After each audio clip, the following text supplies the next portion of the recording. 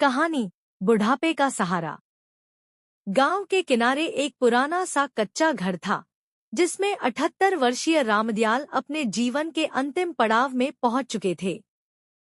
आंखों पर मोटे चश्मे का बोझ, हाथों में हल्की सी कंपी और दिल में सालों का अनुभव लिए वे हर सुबह दरवाजे पर बैठकर सूरज चढ़ते देखते, लेकिन इंतजार किसी का नहीं, बस अपनों की यादों का। कभी यही घर हंसी खुशी से भरा रहता था। दो बेटे, मोहन और सोहन, शहर कमाने गए और फिर वहीं बस गए। शुरू में फोन आते रहे, त्योहार पर मिलने भी आ जाते, लेकिन समय बीतने के साथ जरूरतें बढ़ी और रिश्तों की गहराई घटती गई।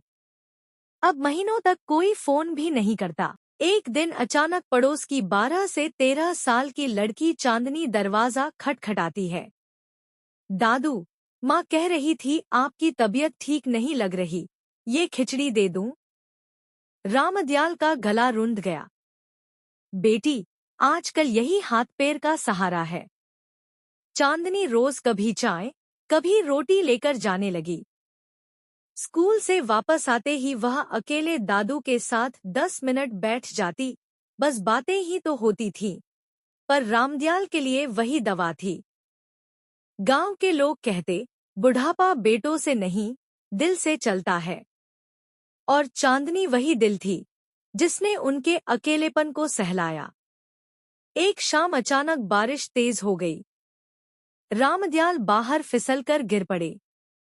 चीख सुनी तो सबसे पहले चांदनी दौड़ी। पड़ोसी आए, उन्हें अस्पताल पहुंचाया। डॉक्टर ने कहा, समय पर आ गए, नहीं तो हालत बिगड़ जाती। रामदयाल ने कांपती आवाज में चांदनी का हाथ पकड़ा। बेटी, तूने तो सच्चे अर्थों में बुढ़ापे का सहारा दे दिया।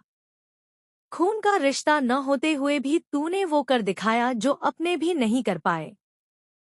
इस घटना के बाद गांव वालों ने मिलकर फैसला किया कि बुजुर्गों के लिए सहारा समिति बनाई जाएगी, जहां हर घर से एक सदस्य दिन में समय निकालकर गांव के किसी बुजुर्ग का हाल पूछेगा।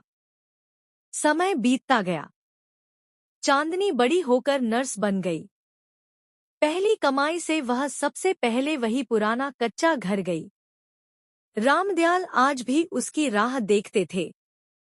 दादू, आपकी नर्स बन गई हूँ। बुढ़ापे का सहारा हमेशा वही बनता है जिसके दिल में जगह हो। खून का रिश्ता होना जरूरी नहीं। रामदयाल की आंखों से आंसू बहे। बेटी, आज मैं चैन से जी सकता हूँ, क्योंकि मेरे बुढ़ापे का सहारा अब मजबूत हो गया है। संदेश: बुढ़ापे का सहारा बेटों बहुओं से नहीं, संवेदनाओं से मिलता है। जो साथ निभाने की जिम्मेदारी समझे, वही सच्चा सहारा बनता है, चाहे वह अपना हो या पराया।